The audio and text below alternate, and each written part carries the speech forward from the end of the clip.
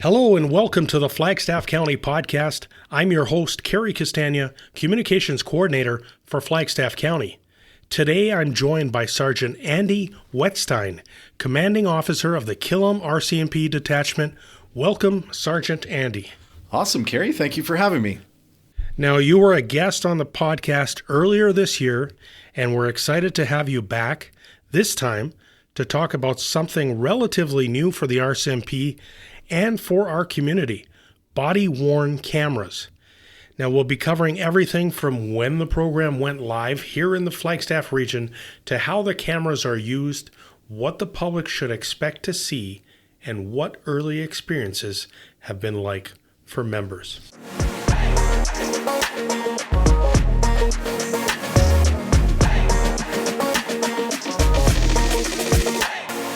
You're listening to the official podcast of Flagstaff County. So first off, Sergeant Andy, let's start with the overall purpose of the body-worn camera program.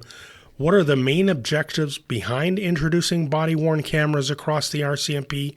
And what are these cameras meant to accomplish for both officers and the public? Well, that's a great question, Cary. We are excited to have the program up and operational.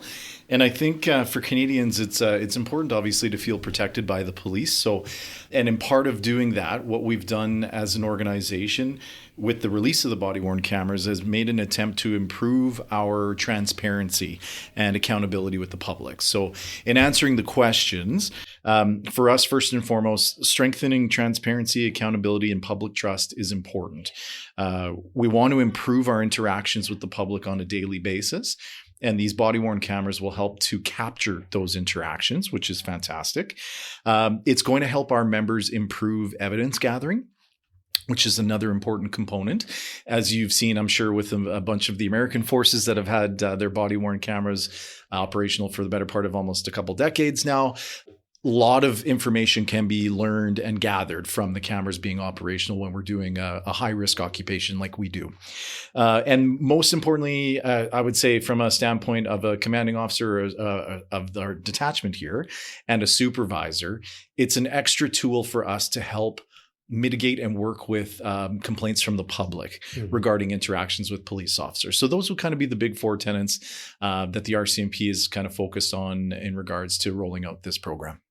So in a nutshell, it's all about transparency, accountability, and maintaining public trust. 100%. Yep. All right, now the national rollout has been happening in stages across the country. When did the program officially go live for the Killam Detachment, and what did that process look like locally? Yeah, that's a good question. The organization itself began the rollout nationally, I would say I believe it was November of 2024. And for folks out there listening, if you can imagine kind of the scope of how the RCMP operates, how the federal government operates, there's lots of, I want to say, nooks and crannies and things that need to get covered off before such a massive implementation of an important workplace tool for us has been rolled out. So for Killam locally, we were selected to roll out the program in August of 2025. So it was actually the first week of August that we went live, as I'll put my air quotes up there. But detachments across the country have slowly been working towards this complete rollout since November of 2024. And the reason why it wasn't done all at once is you can imagine the scope of an operational force of upwards of 19,000 police officers across the country. You've got different detachments and divisions by way of provinces and territories as well. So there's lots of planning that needed to take place. And to do it all at once simply would have been logistically impossible. So what they did was they pieced it out or chunked it out, if that's a better phrase. And Killam was a part of that rollout in August. Oh, okay. Yeah. So were there any key steps or training components your members went through before the cameras were deployed? Yeah, absolutely. So the company that was successful in obtaining the RCMP contract is known as Axon, AXON. Very, very, I would say, popular or famous company for delivering body-worn cameras throughout North America. So the RCMP eventually settled on them as the provider. They're the service provider, I guess. And in saying that, effectively, they have their own internal online training academy that the members had to go through. It was about a 4 to 6 hour online training process just through Axon. And then the RCMP also had an online course that we had to take on top of the Axon Academy. In saying that, that was kind of the online component. Mm-hmm. Then came a practical component where we had basically a half of a business day where we sat and got to kind of play. I don't say play is the wrong word, but I guess learn the physical look of the camera itself, to play with the buttons, figure out what each button does and how that works, and then effectively ask questions of folks that are trained professionally in the moment that were putting on the course for us. So I guess all said and done, it was roughly approximately, if I had to guess, it would be about 10 to 12 hours of training. And then, of course, once it went live, it would be the practical component of members actually practicing out in the field with it to get comfortable with how it operates. Oh, okay. Mm-hmm. Now, many people are curious about the cost side of things. Can you give us an idea of what these cameras cost and how that funding is structured? Is this entirely federally funded through the RCMP, or are there other levels of partnership involved? Yeah, 100%. It's a really good question. And I guess it's a bit over my pay grade, but what I can answer for the folks that are listening is it was the federal government in 2020 identified this as being something they wanted to pursue for Canada's National Police Force.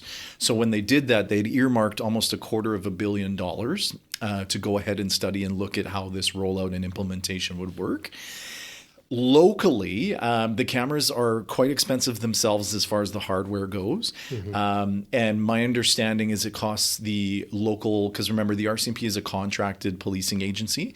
So Flagstaff County, for instance, I guess technically, depending which contract, whether it's municipal or provincial that you fall upon, will be helping to fund the cameras themselves. So they aren't cheap to operate. It's about $3,000 is my understanding per camera per year. Oh, okay. As far as managing the hardware, any warranty work or repairs that may be required, the digital evidence management system that's so critical to the success of this program. There's various components. The extra administrative staff that are going to be working to help us with our camera redactions and video editing for court purposes and things like that. All of those have kind of been balled up into this operational cost, and that's what it comes down to. Is, as I've been told, is about $3,000 per camera. Okay. Yeah, per year. Sorry. Now let's talk about how these cameras are used in practice. When are officers required to activate their body-worn cameras? And are there specific situations where they wouldn't be turned on? Yeah, that's an excellent question as well. So the cameras themselves, if you can imagine, are such a valuable tool for police when we're attending calls for service. But the way that our policy has been drafted has been carefully done with the Federal Privacy Commission as a bit of an oversight,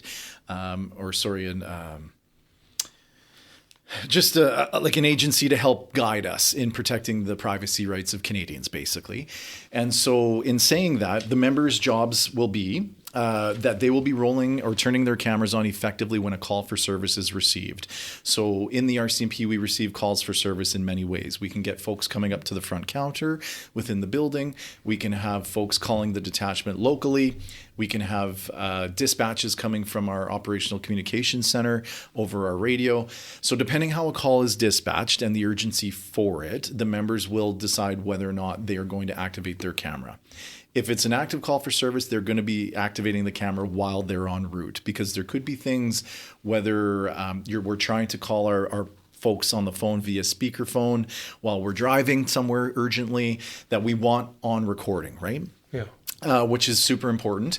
So they'll be doing that. So just a couple examples, we'll be activating our cameras for mental health calls, interactions with people in crisis, crimes in progress, investigations just in general. So that's what I kind of meant. If we get a call for service, if we believe the interaction has merit or evidentiary value, the members subjectively will make that decision to decide if it's somebody at the front counter or somebody on the phone.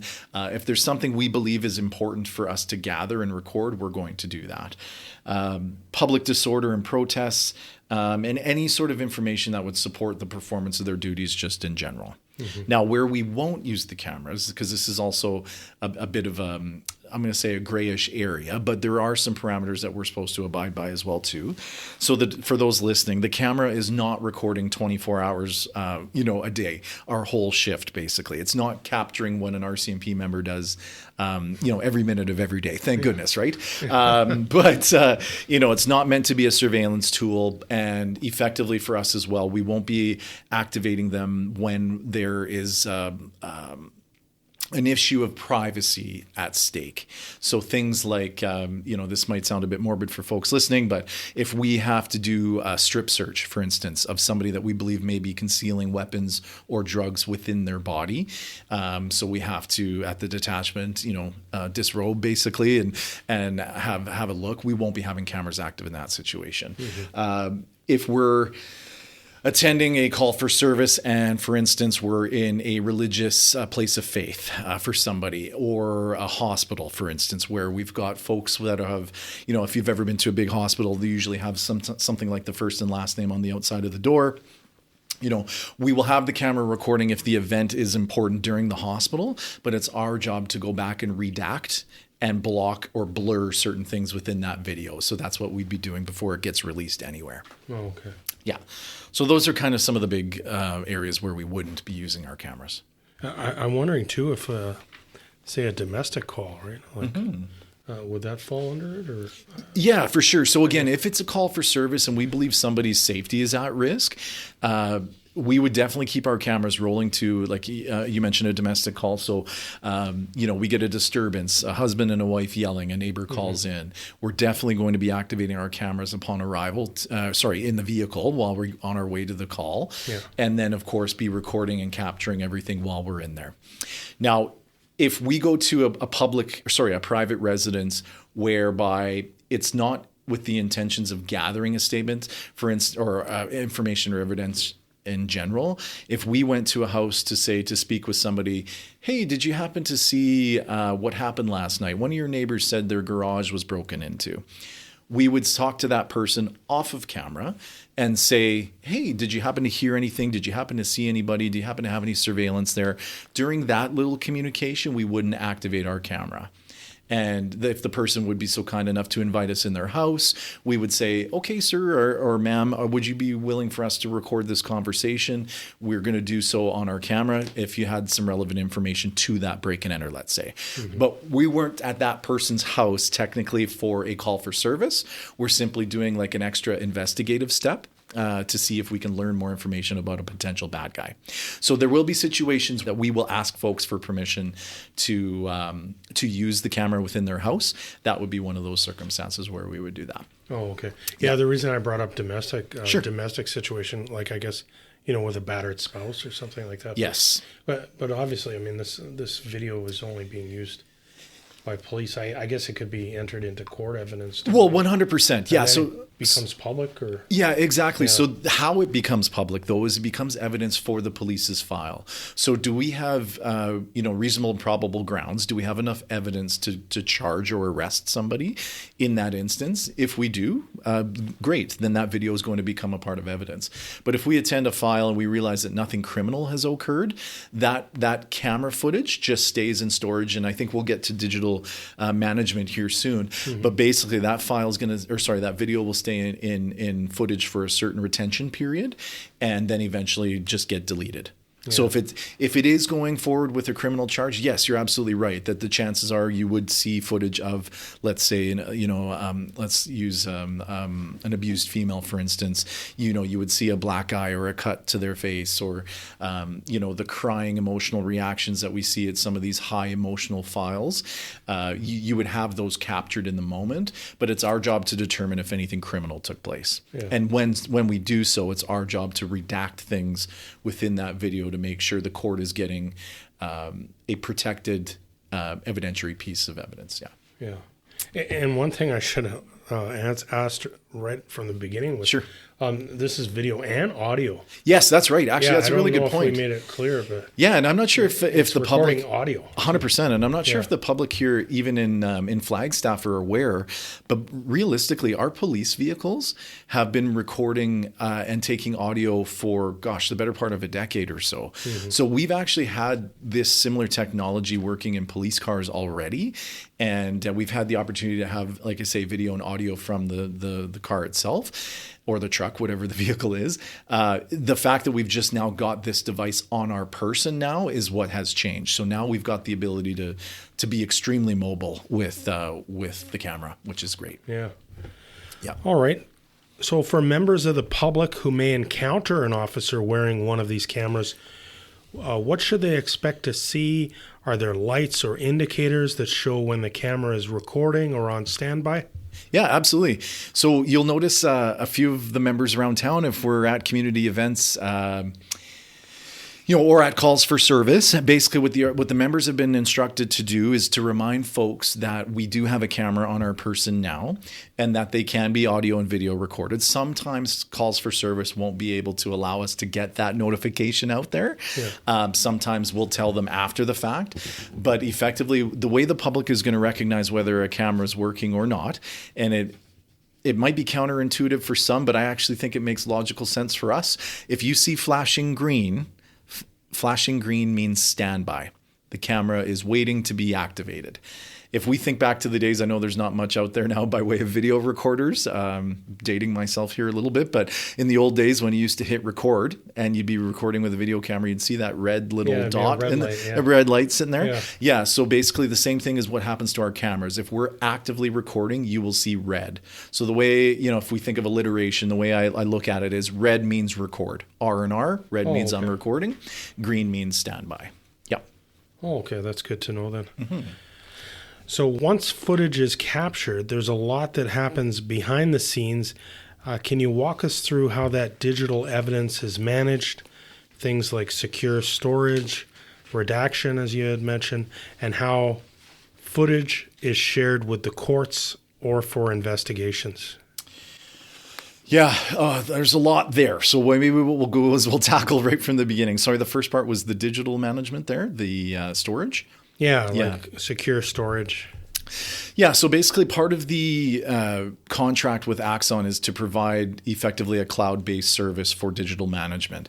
So they've done that for the RCMP and they've set it up, and Axon, again, has been around for a really, really long time, and they've almost, I don't want to say perfected it, but they've worked really hard at ensuring their cloud-based service is secure for law enforcement usage, of course, right? Because you can imagine the private information that the police have, right, on a regular basis. So the same thing works for us, but basically what the members do is the cameras have a battery life, so the members have to dock their cameras or charge their cameras. Now, when they're docked, the docking station itself apparently uploads all of that day's camera footage into the cloud-based service. Once it's there, it is protected through the many layers of digital protection that the RCMP has set up, and is accessible to the members whenever they require it. So if a member needs to go back and find footage from a particular file, they're able to do that through this service. And basically we're able to then download said video. We'll work with the video to redact it. There are some tools that Axon has provided the RCMP, both for the frontline members to use and more importantly for the administrative section and support staff, I should say, behind the scenes. Should we have a major collision scene, for instance, where we need to redact a bunch of public faces, or there are some documents or things that we need to block out. This section is been set up to help frontline officers redact this footage so that it is ready for court when ready, which is fantastic. So it's truly a team effort in that regard.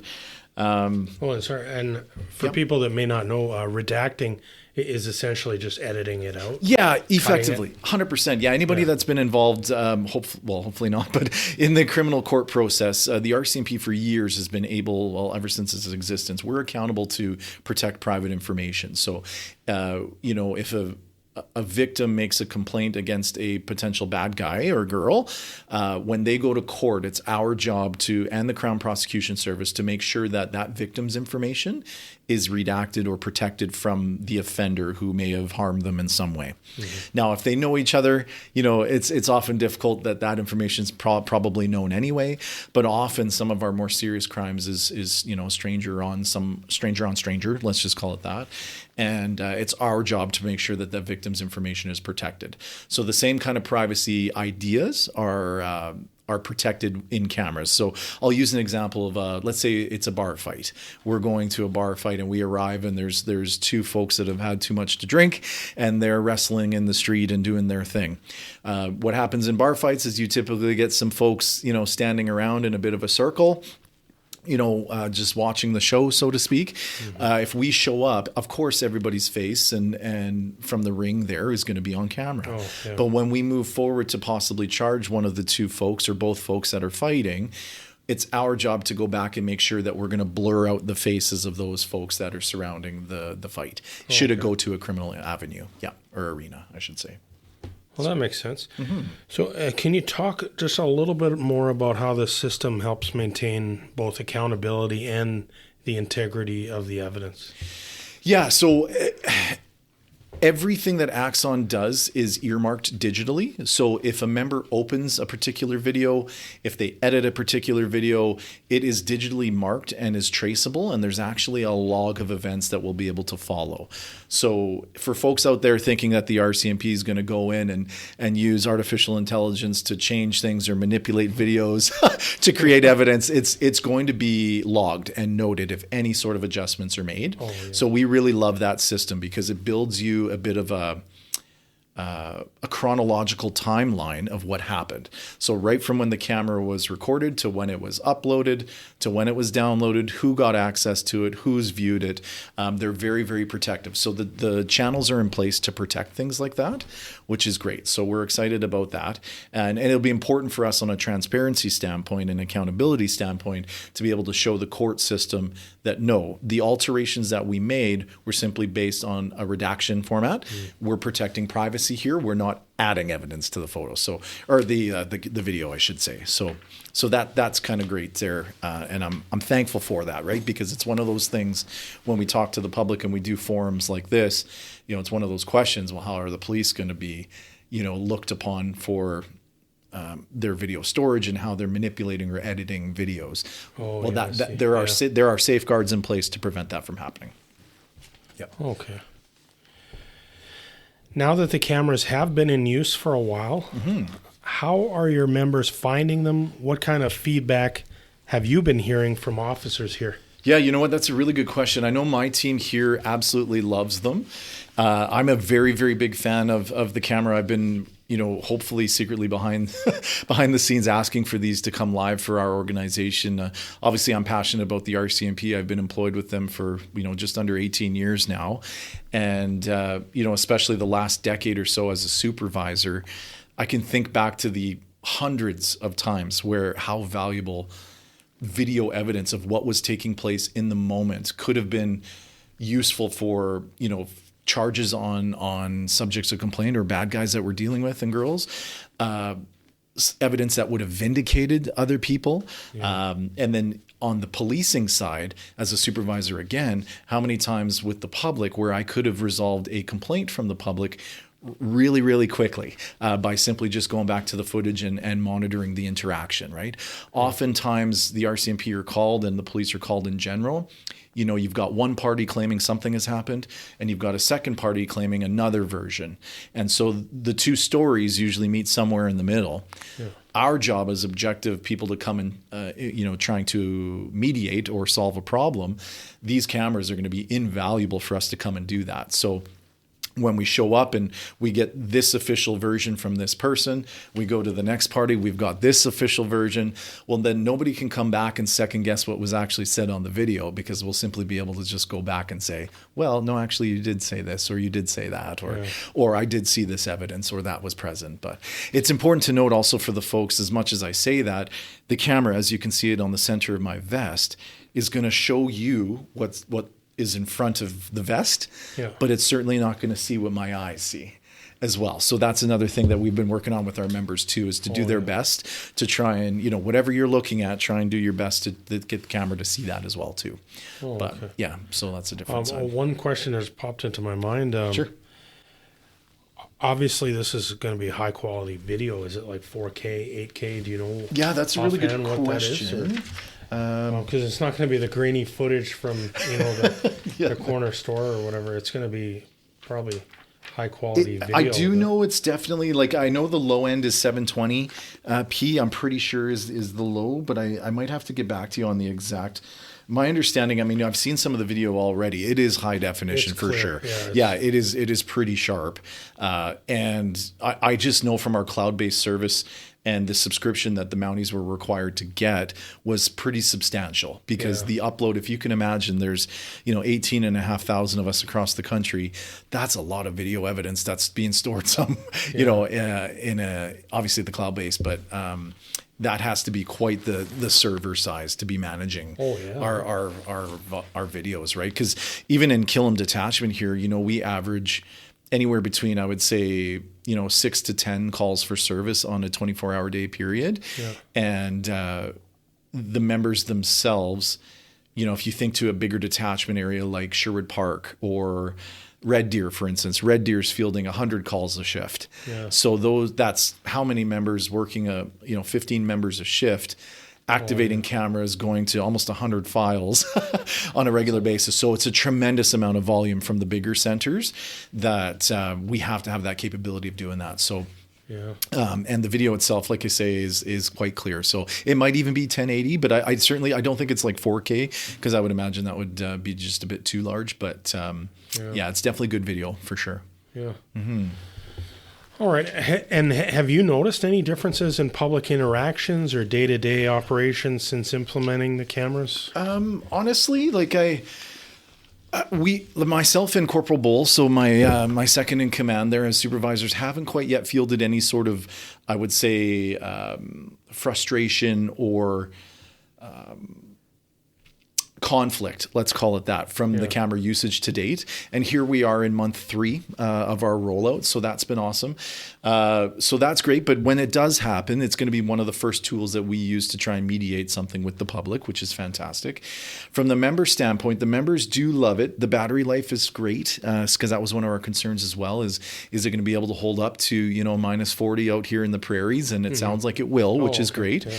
But the members themselves love using the tool for evidence gathering. They're using it to collect statements, which is great, out in the field, which is fantastic. And one of probably the best little tools that we've got to use. I know we've had a sad string of some collisions here in Flagstaff County in the last year or so, where we've lost some folks, and unfortunately, these cameras and the contract we have with Axon actually allows us as police officers, if we're seeking further evidence for a particular file, let's say it's dash cam footage, you have a doorbell cam, maybe some surveillance footage around your house, a few photos of a suspicious person or vehicle that you might have taken as a civilian, thinking, oh, that's weird that guy's out here, I'm just going to snap a quick photo.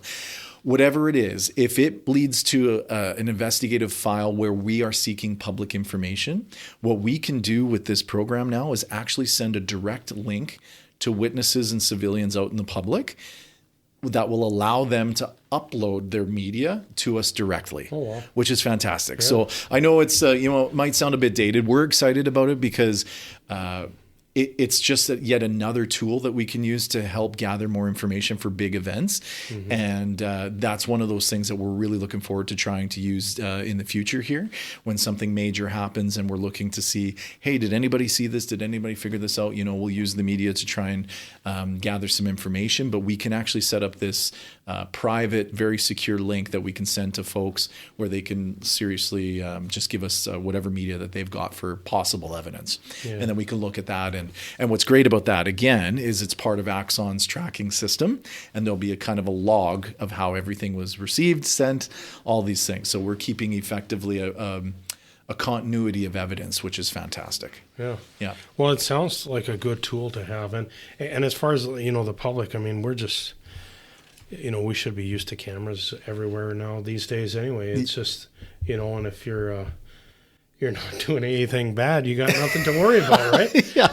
Well, that's the old adage. I would agree with you 100%, right? We've got a lot of folks that are worried about the privacy concerns, and I just want to let them know that we do have policies surrounding this. And as we learn as members, again, because the program's still so new, as we kind of evolve with the process, I have no doubt that our policy with the organization will probably get tweaked. Yeah. You know, as we go through and a few things happen or a few files across the country maybe set a precedent somewhere. That's usually how the RCMP tends to operate is if, there is a bit of a hole or a gap, let's call it, in policy and procedure, we tend to fill it eventually based on somebody bringing it forward. But for us, like I say, the usage around this isn't to intimidate. It's not there to be,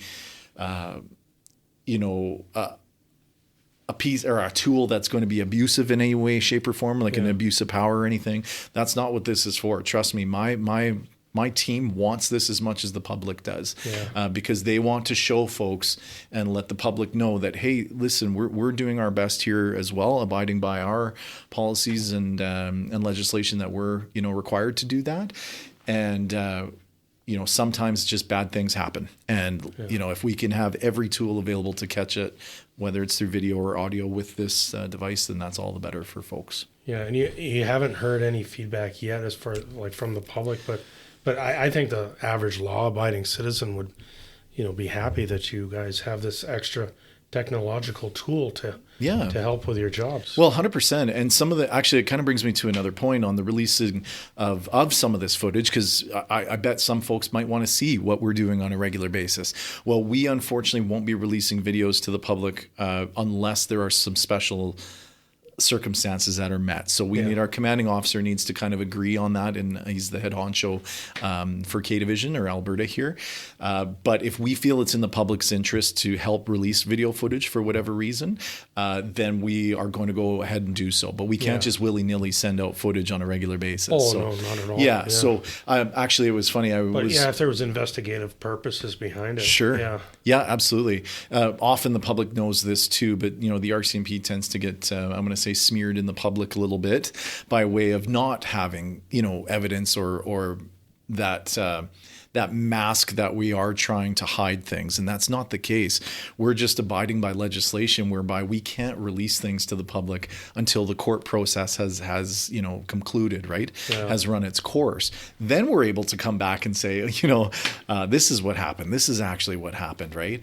Actually, I believe it was Morinville Detachment that got our province's first permission to release some body cam footage. Oh. It was a few months ago. So for the listeners out there, I'm pretty sure there was CTV ran a story about a member responding to what ended up being a stolen vehicle file at a gas station and found a sawed-off shotgun inside.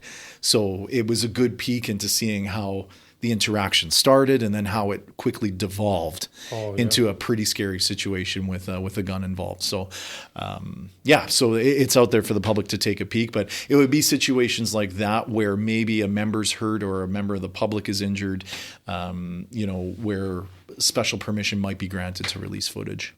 Yeah. But for the most part, it's going to stay safe in our digital system there. Yeah. Yeah, until required by the courts, of course. So. Yeah, like you said, it's another tool. Right? Yeah, 100%. Yeah. That's what it comes down to. Absolutely. Yeah. And quite frankly, so the public that are listening here as well too, as supervisors, myself and Corporal Bull, and this goes for any RCMP detachment, we are obligated to check into our members' video footage to make sure that things are being done appropriately. Mm-hmm. It's not a tool to watch them for their day-to-day every day, but we are required to do what they'll say, I'll call it a little bit of a spot check, just to make sure that it's being activated at the appropriate time and being turned off at the appropriate time and things like that. So we're trying to add layers of, again, that accountability piece, right? Where we're trying to hold ourselves to a high standard of delivery. Yeah. I didn't even think of that, but that's a good point. Yeah. All right, Sergeant Andy, thank you for joining us again and for walking us through how the RCMP's body-worn camera program is working here in our community. For those wanting to learn more about the program, I guess you can visit the RCMP's official website or contact the Killam Detachment directly. Yeah, sure. They could give us a call. And what I can do is actually the RCMP has a running survey right now where they're actually looking for feedback. The fact that Killam got the deployment in August of 2025, some detachments in the country, as mentioned earlier in the pod, was the rollout started in November of 2024. So almost, a full year ago, I guess, today or this month. And so folks across the country have been using this survey to give a little bit of feedback. So if there are any questions, my understanding is that there's a QR code that I can send to those that are interested to complete the survey, but it can certainly be found on the RCMP's website as well. And we'll do our best to kind of address any questions or concerns as they roll in. We just ran an article with the community press as well. So I believe it was last week's issue or 2 weeks ago, perhaps. And there should be a full page print on that for folks that have some questions there too. So.